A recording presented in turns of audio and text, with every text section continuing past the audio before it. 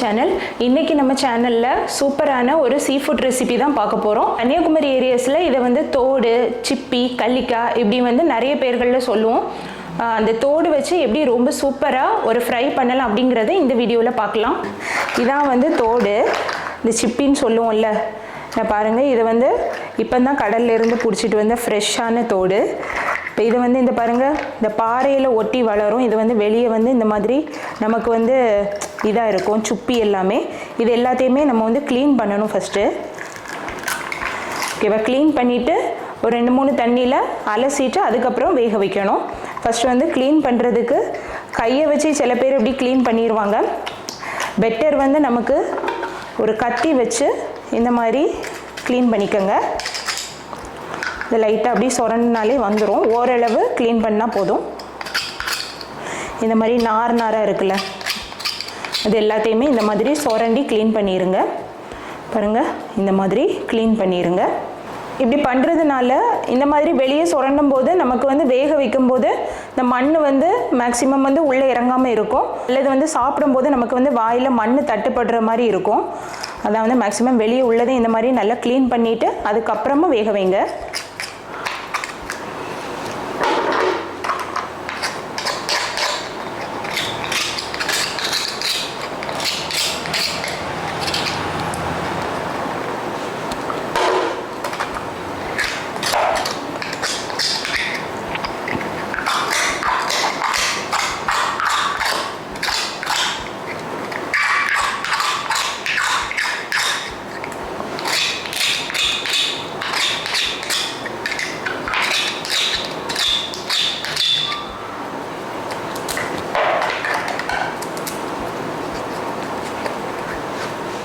பாருங்கள், இது எல்லாமே வந்து வெளியே உள்ளது எல்லாத்தையுமே நம்ம இந்த மாதிரி சுரண்டி எடுத்தாச்சு. இப்போ இதை வந்து ஒரு 3-4 தண்ணியில் நல்லா கழுவிடலாம். மேக்ஸிமம் வந்து வெளியே உள்ள இந்த மாதிரி எக்ஸ்ட்ரா உள்ள இந்த மண் எல்லாத்தையுமே வந்து நல்லா கழுவிட்டோன்னா நமக்கு வந்து வேக வைக்கும்போது நமக்கு வந்து உள்ள மண் இறங்காது. நமக்கு வந்து அந்த சதை வந்து நல்லா இருக்கும். இனி இதை வந்து நல்ல ஒரு 3-4 தண்ணியில் கழுவி எடுத்துடலாம்.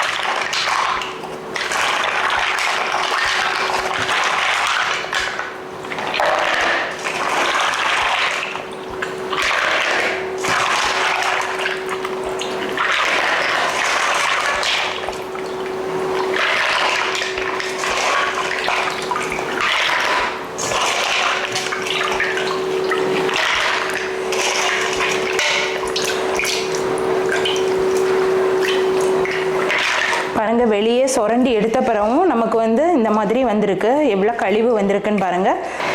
இனி வந்து ஒரு 2-3 தண்ணியில் கழுவிட்டு வேக வச்சிடலாம். 2வது தண்ணி இது.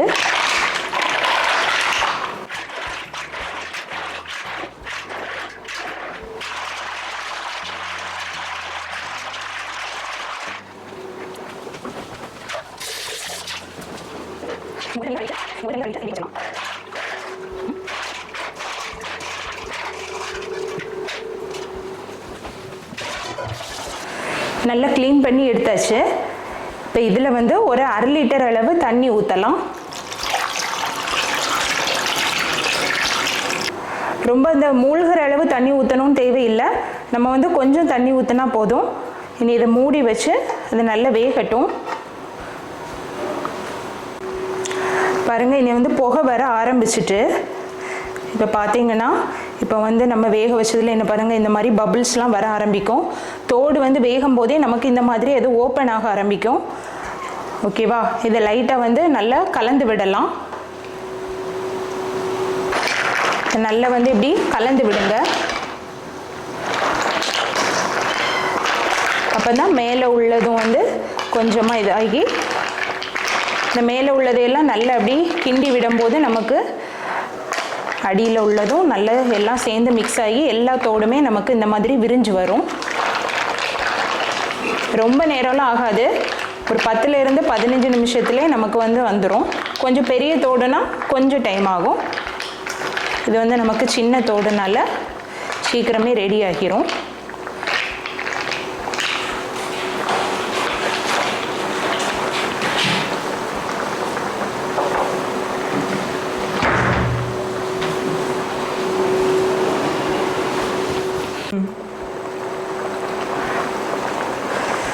பாருங்கள், எல்லா தோடுமே நமக்கு ஓப்பன் ஆகிட்டு அந்த ஸ்மெல்லே கொஞ்சம் வித்தியாசமான ஸ்மெல்லாக இருக்குது. இது லைட்டாக ஆறுன அப்புறமா நம்ம வந்து தோடை பிரித்து எடுக்கலாம்.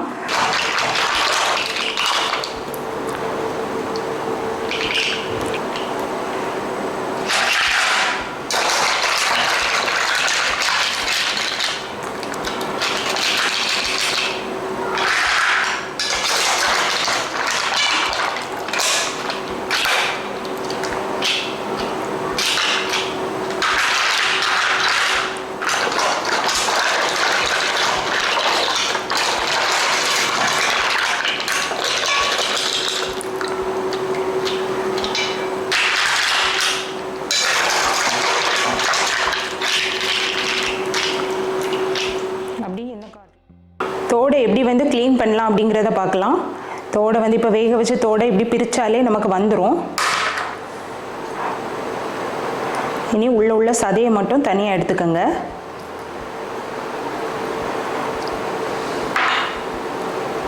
பாருங்கள், அதில் வந்து இந்த மாதிரி கருப்பாக ஒன்று இருக்குல்ல, அதை வந்து தனியாக எடுத்துருங்க. உள்ள நார் மாதிரி ஒன்று இருக்கும், அதையும் இந்த மாதிரி உருவி எடுத்துருங்க.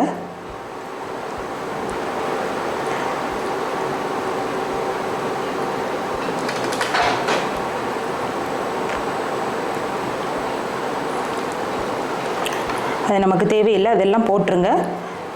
இந்த எல்லோ கலர் பார்ட் மட்டும்தான் நமக்கு வேணும். ஓகேவா?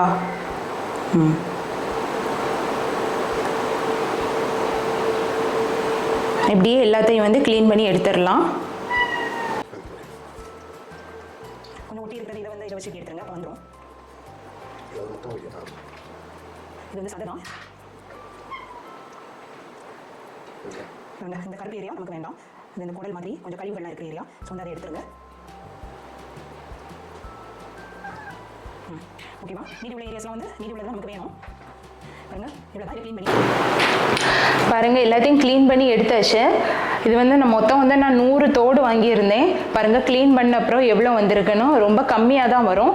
ஏன்னா வந்து நமக்கு வந்து இது வந்து சைஸ் வேறு சின்னதுனால நமக்கு வந்து கொஞ்சம் அளவு கம்மியாக இருக்குது. பெரிய தோடுனா இதை விட கொஞ்சம் குவான்டிட்டி அதிகமாக இருக்கும். இப்போ எவ்வளோ க்ளீன் பண்ணாலும் நமக்கு வந்து இதில் வந்து பார்த்திங்கன்னா நமக்கு வந்து மண் இருக்கும். ஸோ வந்து இதை வந்து ஒரு 3-4 தண்ணியில் நல்லா அலசி எடுத்துருங்க.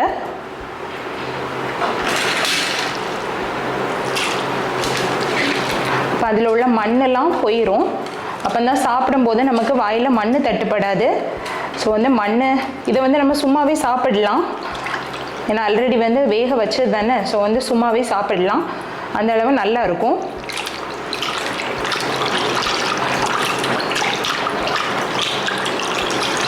ரொம்ப நிறைய தண்ணியில் கழுவணும்னு இல்லை.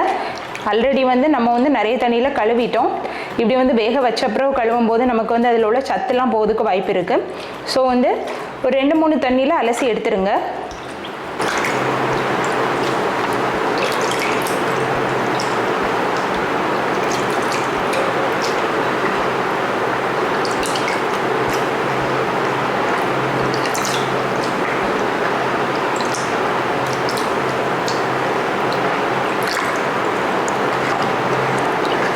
பாரு, இங்கே வரல. பாருங்கள், இதில் வந்து நம்ம கழுவும் போதே அலசும் போதே நமக்கு அடியில் வந்து இந்த மண்ணெல்லாம் தங்கிரும். இப்போ எல்லாத்தையும் வந்து நல்லா கழுவி எடுத்தாச்சு. இனி வந்து ஃப்ரை பண்ண ஆரம்பிச்சிடலாம். இப்போ ஒரு பேனில் ஒரு 2 டேபிள் ஸ்பூன் அளவு தேங்காய் எண்ணெய் விடலாம். மேக்ஸிமம் வந்து சீ ஃபுட்லாம் பண்ணும்போது தேங்காய் எண்ணெய் எடுத்துக்கோங்க. அப்போ வந்து நமக்கு ஃப்ளேவர் இன்னும் நல்லா இருக்கும். எண்ணெய் சூடானதும் அதில் வந்து ஒரு 1/2 டீஸ்பூன் அளவு கடுகு,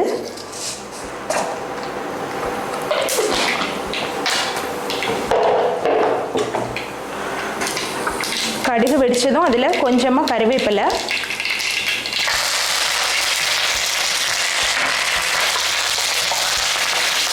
கூடவே நறுக்கி வச்ச ஒரு பெரிய வெங்காயம்,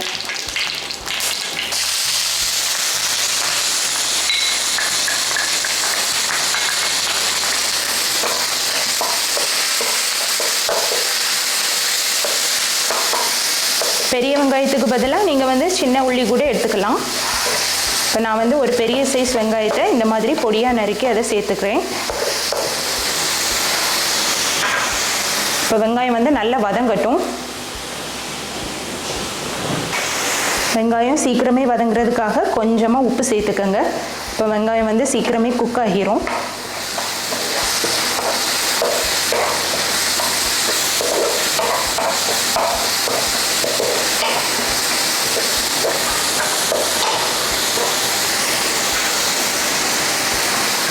இது கூடவே பொடியாக நறுக்கி வச்ச ஒரு பெரிய சைஸ் பச்சை மிளகாய்,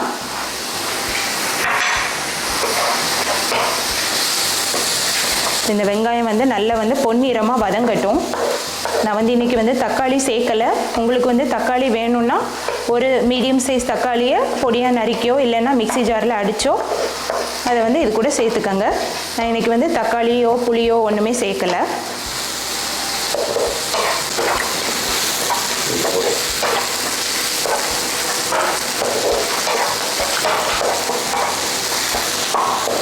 பாருங்கள், இந்த மாதிரி நல்லா வந்து வெங்காயம் வந்து பொன்னிறமாக வதங்கியாச்சு. இனி வந்து மசாலா பொடிகளையெல்லாம் சேர்த்துடலாம்.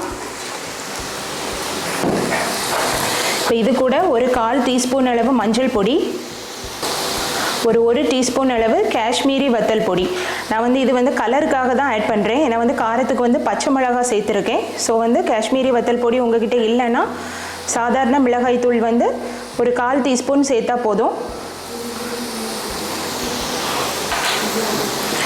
சாதாரண மிளகாய்த்தூள் ஒரு 1/4 டீஸ்பூனில் இருந்து ஒரு 1/2 டீஸ்பூன் அளவு சேர்த்துக்கோங்க. இல்லைன்னா பச்சை மிளகாயை சேர்க்க வேண்டாம். நான் வந்து ரொம்ப எரிப்பாயிடக்கூடாது.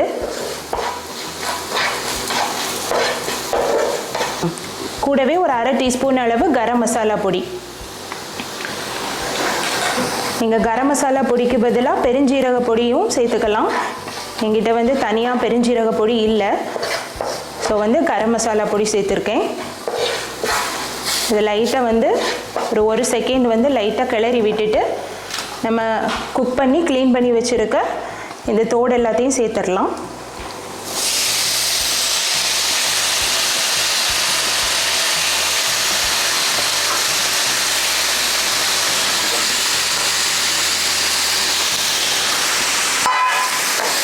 சேர்த்து நல்லா கலந்துருங்க.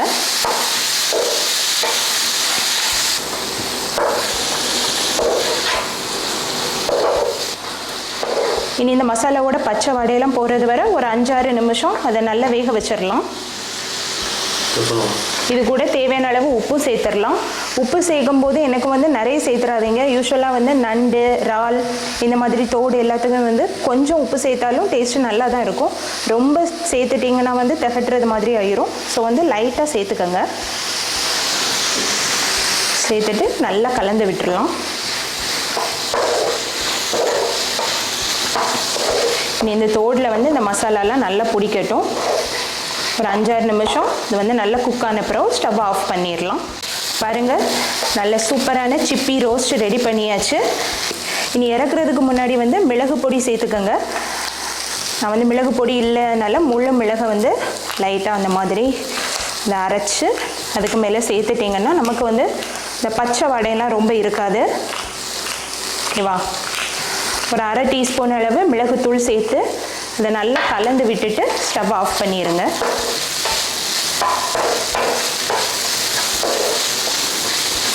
அவ்வளோதான், ரொம்ப சூப்பராக ஈஸியாக வந்து சிப்பி ரோஸ்ட் ரெடி பண்ணியாச்சு. எப்படி தோடு வச்சு ரொம்ப ஈஸியாக வீட்டிலேயே ஃப்ரை பண்ணலாம் அப்படிங்கிறத பார்த்தோம்.